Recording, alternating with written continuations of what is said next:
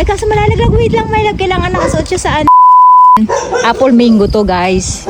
Tinanim ko. Iba't ibang klaseng mangga kasi tinanim ko dito. Malalaki. Meron din akong king. Yung Thai mango.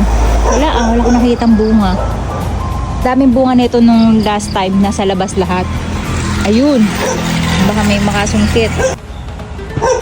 Ang dami niyang bulaklak pero hindi siya magbubunga. Kasi makikita mo yung payat yung mga bulaklak nilang. Sabihin walang nutrients. Tingnan yung gawang Pilipinas, oh.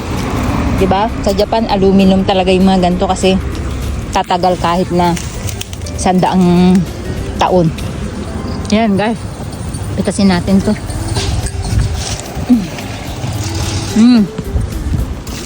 Ang laki niya pero hindi pa siya hinog. Si Nani matigas ang ulo, gusto niya na papitas na sa atin. Ayun, oh. Ayun, pahinog na. At ayun, nahinog na dun, guys. So, mag-cooking show tayo, guys. Dito natin gaganapin. Ayan, para malilim. At magbabawas tayo ng mga sanga. Para mamunga yung iba nating prutas dito, guys. Meron tayong kamyas dito. Meron tayong duhat, santol. Kamyas. Ayan, may mga kamyas din ako dito, guys. Yun yung pinagputulan ng mga kahoy, diba? Gusto ko siyang gawing wood chips kasi maganda yan pang mulch. Kamyas. Tag-kamyas pa lang. Parang pabulaklak pa lang sila, guys.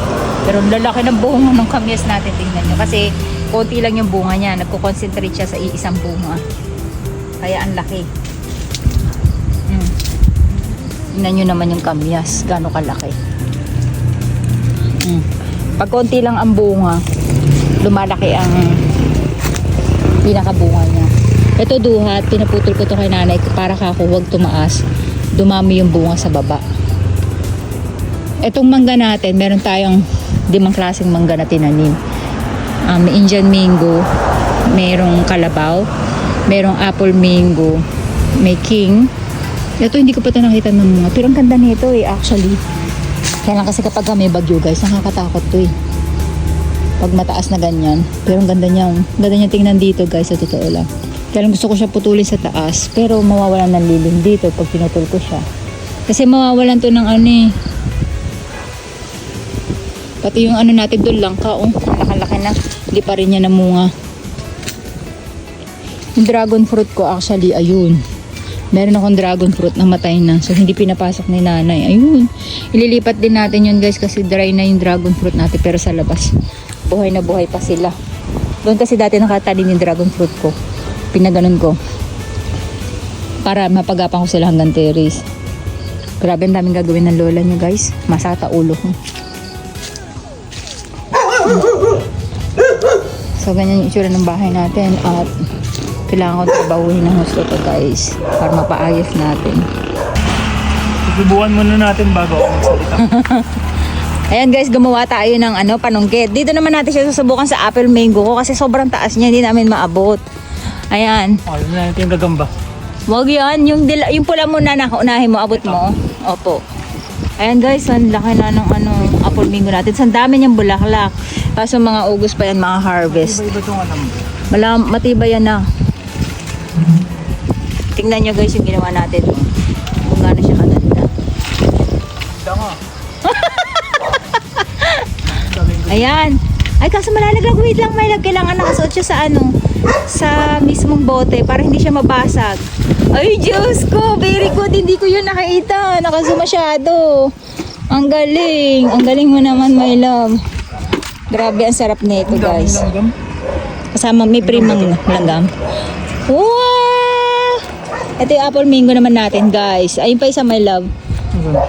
Ayun, yung kanina tinuturo mo dapat aakitin mo po. Galingan mo ulit yung demonstration. Hindi ko nakita kanina kasi na-zoom out ko. Na-zoom in ko pala. Ang galing ng kuya Akala ko ba ginamit siya? Hindi nga, kasi hindi ko nakikita Ako yung gumukuha Di ba hindi mo nakikita yung wire? Oo. Tapos kailangan nakapasok siya dun sa loob ng bote bago mo siya hilahin. Ayan, nakapasok na. Ayan, ang galing ng kuya. Ay. Ayan. Diyos! Sagoy! Napapahapon ako ng di oras Pwede na ba ito? Ah! Oh Naunahan na tayo. Naulanan yan, pumutok, sobrang init. Pero pwede pa yung kalahati niyan ha. Tignan natin naman. Pwede pa yan, kalahati niyan. Hindi siya malambot. Ito masarap eh. Mm-mm. Pero to, kalahati lang ang natira dyan. Ano to, nabiak sa init. Pumutok sa init. Ano bang iba? Sa loob wala. Ayan, no, naku, yung isa pa na yan. Ano? Kaso, yung Ayan? nasa labas, yaan. O hindi pa siya hinog. Hindi pa yan. Sayang lang. Wag na muna, no? Para marami tayong bumukbang ay wag na muna. Wala namang kukuha niya. Mm-mm. So, ayan na lang muna guys yung pipitasin natin for today's video kasi para marami-rami tayong mamumukbang. Ayan, marami pa siyang mangga pero maliliit pa yung iba. Nandun sa tuktukan. Ayun. That's it guys! At isipin di magbabago, damdamin